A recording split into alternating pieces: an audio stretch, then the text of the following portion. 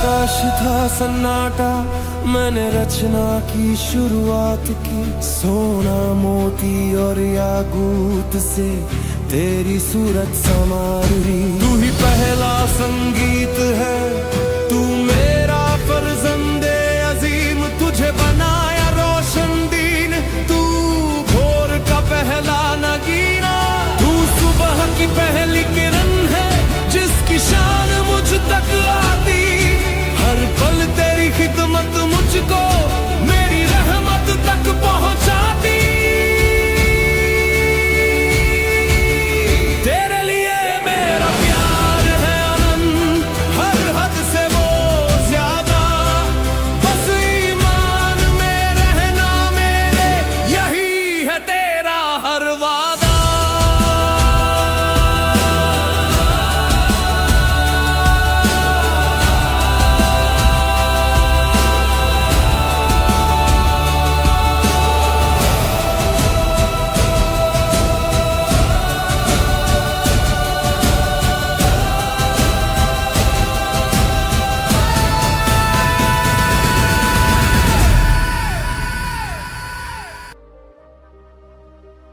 शुरुआत में कुछ नहीं था, न समय था, न अंधकार, न प्रकाश, केवल एक शाश्वत सत्ता, परमेश्वर।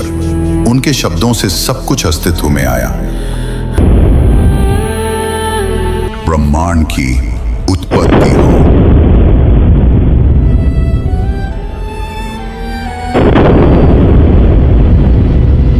आकाश, तारे, स्वर्ग और प्रकाश, और उसी प्रकाश से उत्पन्न हुआ एक अद्भुत प्राणी, लूसीफर, प्रकाश का पुत्र।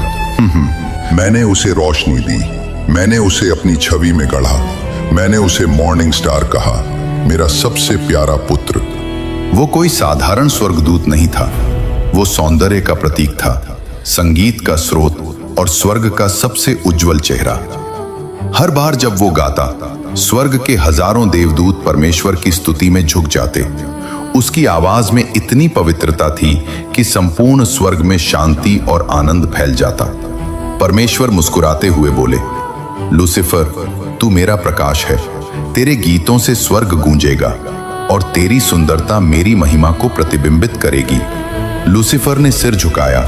उसकी आंखों में विनम्रता थी, पर कहीं गहराई में एक प्रश्न भी छिपा था। क्यों मैं नहीं?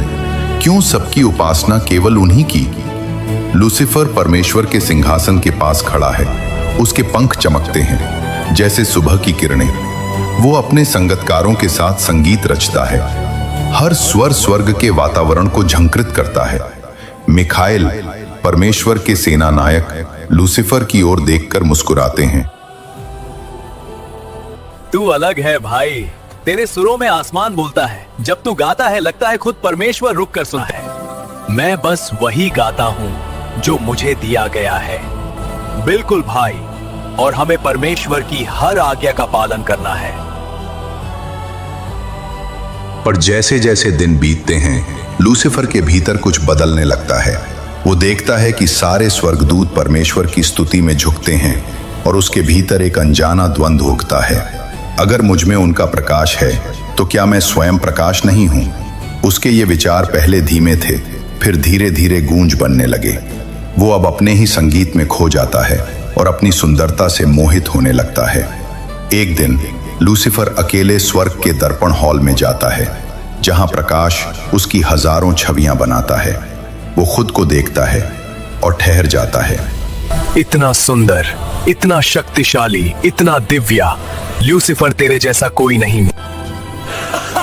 वो पहली बार खुद पर झुकता है, स्वयं को नमन करता है, और उसी क्षण स्वर्ग की हवा थोड़ी बदल जाती है। परमेश्वर घोषणा करते हैं, मैं एक नया लोक बनाऊंगा, जहां मैं मनुष्य को अब स्वरूप में रचाऊंगा। सभागार में मौन छा जाता है।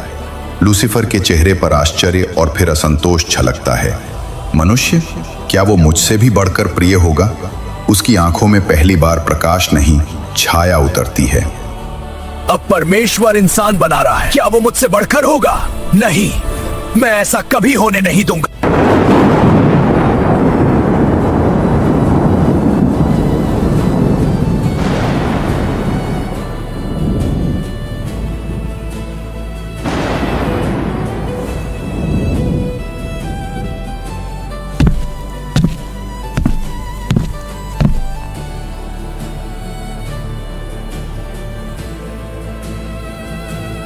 मिखाइल उसके पास आता है। लूसीफर, क्या बात है? लूसीफर ठंडी आवाज में कहता है, कुछ नहीं, बस सोच रहा हूँ कि स्वर्ग के इस प्रकाश में मेरा स्थान कहाँ है। मिखाइल समझ नहीं पाता, पर उसकी आंखों में चिंता झलकती है। स्वर्ग में सब कुछ अब भी सुंदर था, पर एक अदृश्य दरार बन चुकी थी। लूसीफर के गीतों में अब दर्द झलकने लगा था। वो अब परमेश्वर की नहीं, खुद की प्रशंसा गाने लगा था। धीरे धीरे कुछ स्वर्गदूत उसके आसपास आने लगे। वे कहते, लूसीफर, तेरे बिना स्वर्ग अधूरा है।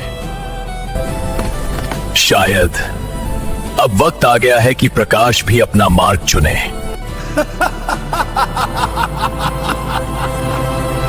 वो आकाश की ओर देखता है और कहता है, हे परमेश्वर, क्या मुझे सबसे ऊंचा स्थान पाने का हक नहीं?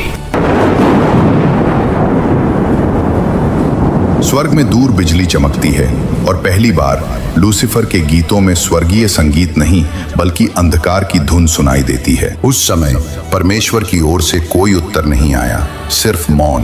और उसी मौन ने लूसीफर के भीतर तूफान पैदा कर दिया। धीरे धीरे उसने अपने आसपास के कुछ स्वर्गदूतों को भड़काना शुरू किया। हम सब में उनका प्रकाश है, तो फिर क्यों ना हम अपने अस्तित्व का सम्मान करें? क्यों केवल एक ही सिंहासन हो? क्यों ना हम अपने लिए एक नया मार्ग बनाए? क्या तुम उसकी चमक में अपनी आजादी को खो दोगे, या मेरे साथ खड़ा होकर अपनी पहचान बनाओगे? सेवा या गुलामी? मैं सर झुकाने की जगह राज करूंगा। उसके शब्द जादू की तरह फैलने लगे। कई स्वर्गदूतों ने उसकी बातों में तर्क देखा, कई ने डर। कुछ बोले, लूसीफर, तेरे बिना स्वर्ग अधूरा है, हम तेरे साथ हैं। तो फिर चलो नया स्वर्ग बनाते हैं।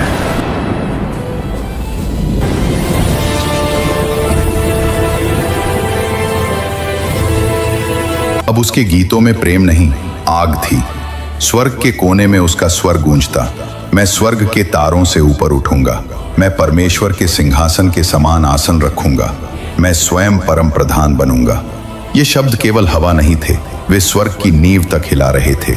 स्वर्गदूतों में विभाजन हो गया, कुछ मिखाइल के साथ, कुछ लूसीफर के साथ। पहली बार स्वर्ग में शांति की जगह असमंजस ने ले ली थी।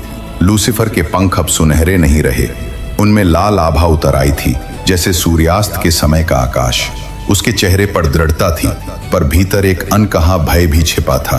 कहीं वो उस सीमा को न लांघ जाए जो ईश्वर ने बनाई थी। पर अब लौटना संभव नहीं था, अहंकार ने उसे आगे बढ़ा दिया था। मिखाइल उसके पास आया। लूसीफर, तू जो सोच रहा है वो विनाश का मार्ग है। तू अब भी लौट सकता है, उस मार्ग पर जहां सिर्फ एक की उपासना होती है। नहीं माइकल, अब मैं नहीं झुकूंगा, अब मैं उठूंगा। परमेश्वर ने तुझे अपने विश्वास और प्रकाश से बनाया, उसका तो ख्याल कर लूसीफर। चुप हो जा माइकल, अब मुझे कुछ नहीं सुनना, अब सिर्फ युद्ध होगा। स्वर्ग की हवा भारी हो गई। देवदूतों के चेहरों पर भय था, कहीं कुछ गिरने वाला था। न केवल लूसीफर बल्कि पूरा विश्वास। परमेश्वर मौन रहे, उनके नेत्रों में करुणा थी, जैसे एक पिता अपने भटके हुए पुत्र को देख रहा हो। वे जानते थे अब शब्द नहीं, केवल परिणाम सिखा सकता है। लूसीफर अपने अनुयायियों के साथ खड़ा हुआ और आकाश की ओर देखा। अब मैं अपना सिंहासन स्थापित करूंगा, अब मैं नई रोशनी लाऊंगा, एक ऐसी रोशनी जो केवल मेरी होगी। उसके शब्दों के साथ ही बिजली चमकी और स्वर्ग में पहली बार गर्जना हुई। देवदूतों ने अपने पंख समेट लिए, क्योंकि उन्हें महसूस हुआ स्वर्ग अब स्वर्ग नहीं रहा, वो युद्ध भूमि बनने वाला था। लूसीफर ने आखिरी बार ऊपर देखा, जहां परमेश्वर का सिंहासन दूर चमक रहा था। उसकी आंखों में आंसू थे, पर वे आग से भरे आंसू थे। वो फुसफुसाया, अगर आपने मुझे प्रकाश दिया है तो मैं उसका स्वामी बनकर दिखाऊंगा। लूसीफर अब वो नहीं रहा जो कभी था। वो अब एक नया अस्तित्व था, गर्व से भरा, संघर्ष से जलता हुआ और विद्रोह के लिए तैयार। उसकी उड़ान अब ईश्वर की ओर नहीं बल्कि उनके विरुद्ध थी, और इसी उड़ान से शुरू हुई स्वर्ग के युद्ध की ललकार। स्वर्ग में अब सन्नाटा नहीं, अशांति और गर्जन थी। सभी देवदूत जानते थे कि अब केवल युद्ध ही बाकी है। मिखाइल ने तलवार उठाई लेकिन उसका मन दुख से भारी था। वो जानता था कि लूसीफर केवल अपने अहंकार के कारण गिर रहा है, पर उसके पतन की गति अविराम है। लूसीफर ने सोचा, मैं अब स्वर्ग का केवल प्रकाश नहीं हूँ, अब मैं शक्ति हूँ, विद्रोह हूँ, अंधकार हूँ। उसने अपने अनुयायियों के साथ एक ऊंची पहाड़ी पर चढ़कर स्वर्ग के केंद्र की ओर देखा। हर पंख की झिलमिलाहट, हर आकाशीय स्वर अब उसकी शक्ति के सामने फीकी पड़ गई थी। वो जानता था कि परमेश्वर देख रहे हैं। उनकी दृष्टि करुणा से भरी थी, लेकिन न्याय और नियंत्रण की भी झलक थी। लूसीफर की चेतना में यह स्पष्ट था, वो अब स्वर्ग में अपनी जगह नहीं रख सकता, लेकिन उसका अहंकार उसे पीछे हटने नहीं देगा। यदि मैं अब झुकूंगा, वो सोचता है, तो मेरा अस्तित्व समाप्त हो जाएगा। मैं केवल उनका प्रतिबिंब रह जाऊंगा। और इसी विचार ने उसे पूर्णतः विद्रोही बना दिया। वो आकाश में एक विशाल झपट्टा मारा और उसकी शक्ति ने स्वर्ग की नींव हिला दी।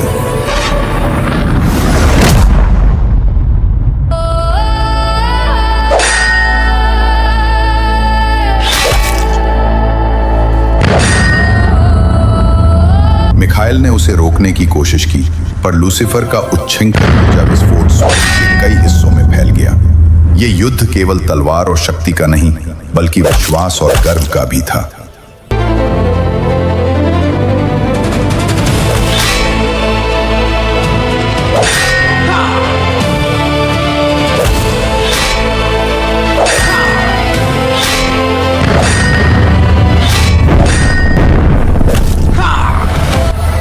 सृष्टि के नियम अब स्पष्ट हो चुके थे। अहंकार का फल पतन है। लूसीफर की ऊर्जा से स्वर्ग में हलचल मची।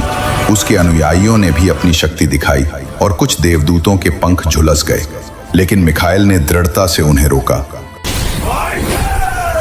मेरे रास्ते से हट जा! नहीं, मैं तुझे नहीं जाने दूंगा।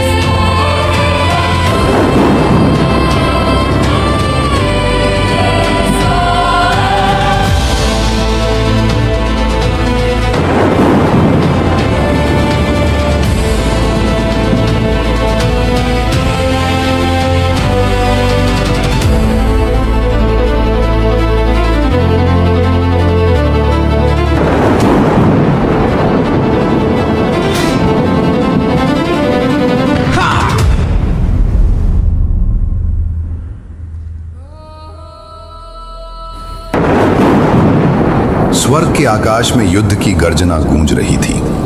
मिकाएल के पंख थक चुके थे। उसकी तलवार की ज्वाला मंद पड़ने लगी थी। लूसीफर की शक्ति बढ़ रही थी। उसका चेहरा अहंकार से दहक रहा था। वो गर्व से बोला, देखो, अब प्रकाश मेरा है। उसी क्षण परमेश्वर का सिंहासन कांप उठा। न्याय का प्रकाश भभक उठा। स्वर्ग में मौन छा गया। परमेश्वर ने क्रोध की अग्नि में लिपटे स्वर में कहा, लूसीफर, मैंने तुझे अपने ही प्रकाश से बनाया, तुझे भोर का तारा कहा। हाँ, तूने अभिमान किया, तूने विद्रोह किया। आज से तू श्रापित है और स्वर्ग में तेरे लिए अब कोई स्थान नहीं। लूसीफर और उसके अनुयायी स्वर्ग से बाहर फेंक दिए गए।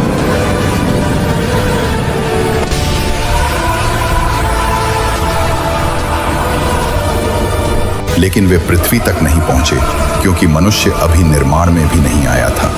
वे एथरल और दिव्य स्थानों में गिर पड़े, जहां उनका प्रभाव केवल आकाशीय और तत्वों तक सीमित रहा। लूसीफर की छाया वहां तक फैल गई थी जहां बादल और आकाशीय ऊर्जा मिलती थी। उसका प्रतिशोध केवल स्वर्ग पर ही नहीं, बल्कि उस शक्ति और स्वतंत्रता के प्रतीक पर था जो कभी उसे रोका करती थी। उसका पतन पूर्ण था। स्वर्ग से बाहर फेंके जाने के बाद लूसीफर ने अपनी पहचान बदल ली। अब वो केवल लूसीफर नहीं, बल्कि सतान था, अंधकार और विद्रोह का प्रतीक, जो भविष्य में पृथ्वी और मनुष्य की परीक्षा का नेतृत्व करेगा। पर इस समय पृथ्वी अभी निर्माणाधीन थी और सतान का प्रभाव केवल आकाशीय और तत्वों तक सीमित था। मनुष्य का जन्म अभी बाकी था। इसलिए लूसीफर का पतन और अंधकार केवल दिव्य क्षेत्रों और स्वर्ग के बाहर फैल रहे हिस्सों में महसूस किया गया। स्वर्ग अब शांत नहीं था, पर मिखाएल और अन्य देवदूत ये जानते थे, अंधकार स्थायी नहीं होता और प्रत्येक संघर्ष में अंततः प्रकाश विजयी होगा। लूसीफर का पतन केवल एक चेतावनी थी। अहंकार का परिणाम हमेशा पतन ही होता है, और इस तरह लूसीफर का स्वर्ग से पतन और प्रतिशोध का आरंभ हुआ।